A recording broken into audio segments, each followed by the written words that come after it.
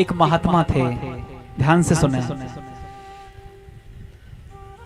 एक महात्मा थे और वो एक गांव के नजदीक से निकले हुए जा रहे थे।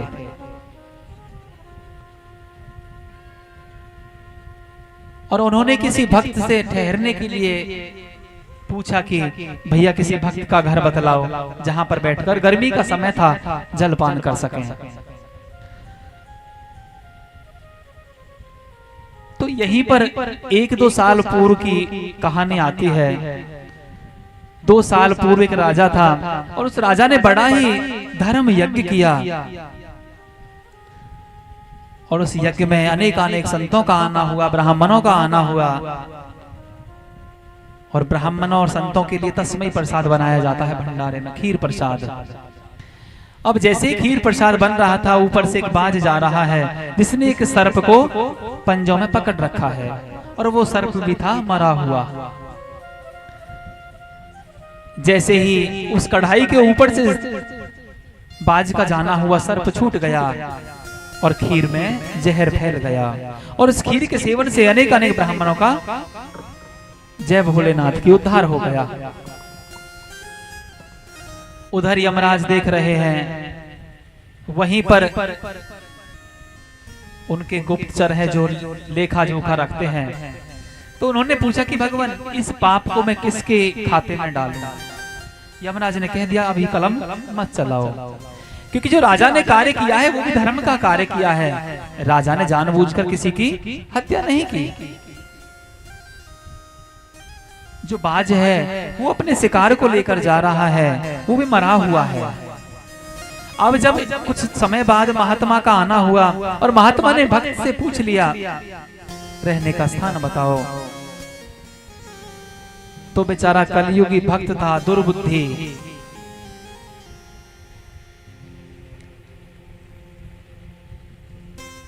उसने कह दिया कि भगवान आप इस गांव में कहीं भी चले जाना, लेकिन उस राजा के घर मत जाना, क्योंकि अभी कुछ समय पहले उन्होंने अनेक ब्राह्मण और संतों का उद्धार कर दिया। अब जैसे ही उस जीव ने ऐसा कहा, उधर यमराज ने कहा कि इस सारे पाप को इसके खाते में डाल दे, जिसको ना ये पता कि क्या हुआ था क्या नहीं हुआ था, और बिना किसी अकारण के कह दिया कि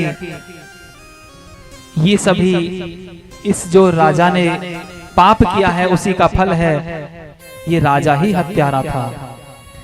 क्योंकि बिना जान पूछ के किसी के बारे में कुछ भी कहना ठीक नहीं है।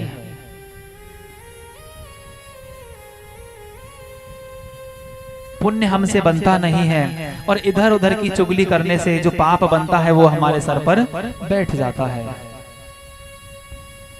और भैया ऐसा पाप करने से जीव का कभी कल्याण हो ही नहीं सकता। सबसे बड़ा जो पाप है वो किसी की चुगली करना है, निंदा करना है।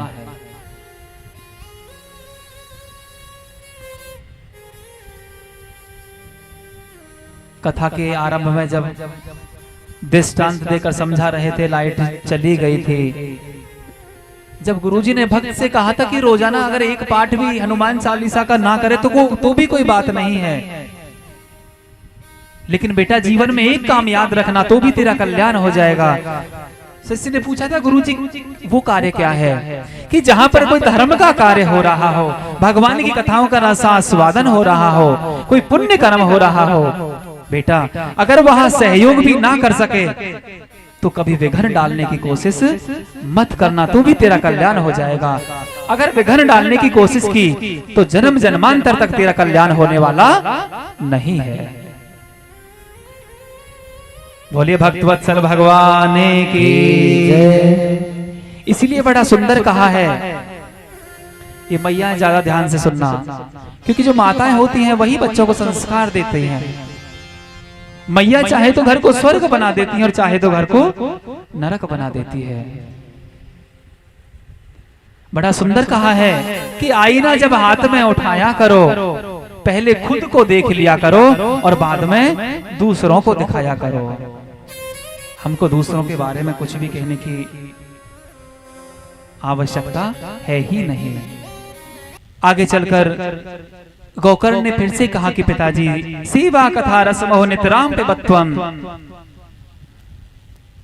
भगवान की रसमयी कथाओं का रसास्वादन करो, क्योंकि जो भगवान के परम लाडले भक्त होते हैं वही भगवान की कथाओं का श्रवण किया करते हैं।